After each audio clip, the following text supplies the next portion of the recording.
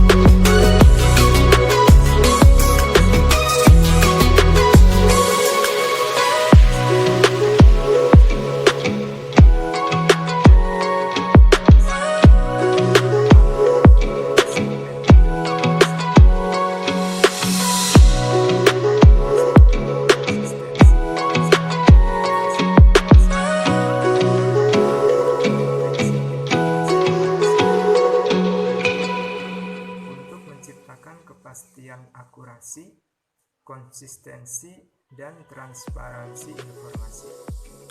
Yang keenam yaitu kewenangan formal pengawas, yaitu untuk mencegah dan mengatasi pelanggaran dan problem, serta exit policy. Yang ketujuh, kerjasama antar pengawasan bank, yaitu adanya koordinasi dan harmonisasi. Izin melanjutkan materi dari Sulji.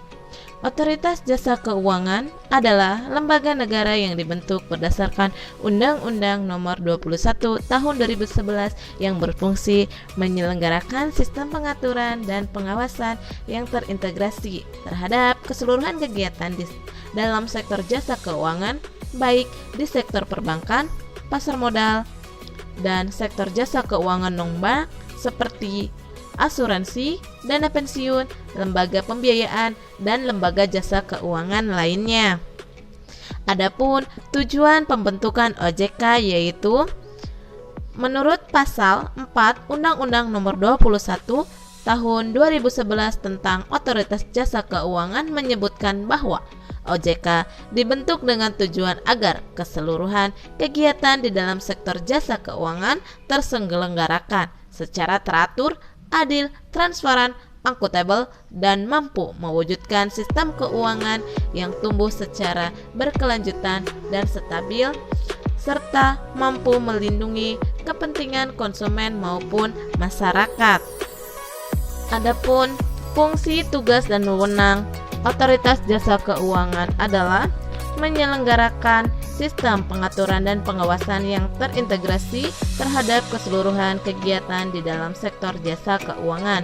Sementara berdasarkan pasal 6 dari Undang-Undang Nomor 21 Tahun 2011, tugas utama dari OJK adalah melakukan pengaturan dan pengawasan terhadap kegiatan jasa keuangan di sektor perbankan, kegiatan jasa keuangan di sektor pasar modal, dan kegiatan jasa keuangan di sektor perasuransian, dana pensiun, lembaga pembiayaan, dan lembaga jasa keuangan lainnya. Adapun wewenang yang dimiliki OJK adalah 1. Terkait kasus pengawasan dan pengaturan lembaga keuangan jasa keuangan bank. 2. Terkait pengaturan lembaga jasa keuangan bank dan non-bank. Adapun asas yang pertama yaitu asas independen, yakni independen dalam pengambilan keputusan dan melaksanakan fungsi-fungsi dan wewenang otoritas jasa keuangan. Yang kedua, asas kepastian hukum, yakni asas dalam negeri hukum yang mengutamakan landasan peraturan perundang-undangan dan keadilan dalam setiap kebijakan dan penyelenggaraan otoritas jasa keuangan. Yang ketiga, asas kepentingan umum, yakni asas yang membela dan melindungi kepentingan konsumen dan masyarakat serta memajukan kesejahteraan umum. Keempat, asas keterbukaan, yakni asas yang membuka diri terhadap hak masyarakat untuk memperoleh informasi yang benar. Asas profesionalitas, yakni asas yang mengutamakan keahlian dalam pelaksanaan tugas dan wewenang otoritas jasa keuangan dengan tepat berlandaskan kode etika dan peraturan perundang-undangan. Adapun asas akuntabilitas, yakni asas yang menentukan bahwa setiap kegiatan dan hasil akhir dari setiap kegiatan penyelenggaraan otoritas jasa keuangan harus dapat dipertanggungjawabkan kepada publik. Adapun materi selanjutnya yaitu akan disampaikan oleh Saudari Inun. Kepada Saudari Inun dipersilahkan. Bismillahirrohmanirrohim. Perkenalkan, nama saya Nur Halimah, NIM 1914216. Di sini saya akan menerangkan mengenai Bank Indonesia.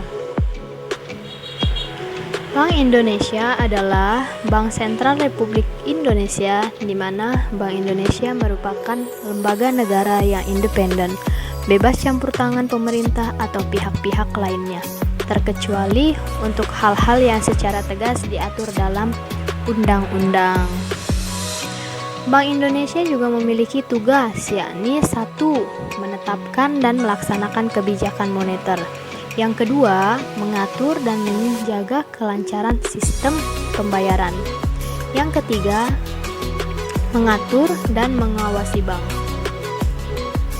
Adapun fungsi Bank Indonesia ini dikelompokkan ke dalam 3 bidang utama yang menggambarkan tugas-tugas pokoknya, yaitu yang pertama ialah moneter, kedua perbankan, dan yang ketiga sistem pembayaran. Tujuan Bank Indonesia ialah memelihara kestabilan nilai rupiah dengan menggunakan berbagai instrumen kebijakan yang telah ditetapkan. Maksud dari kestabilan rupiah yang diinginkan oleh Bank Indonesia ialah yang pertama, kestabilan nilai rupiah terhadap barang dan jasa yang dapat diukur atau tercerminnya dari perkembangan laju inflasi. Yang kedua, kestabilan nilai rupiah terhadap mata uang negara lain. Selanjutnya, ada 3 pilar utama untuk mencapai tujuan Bank Indonesia.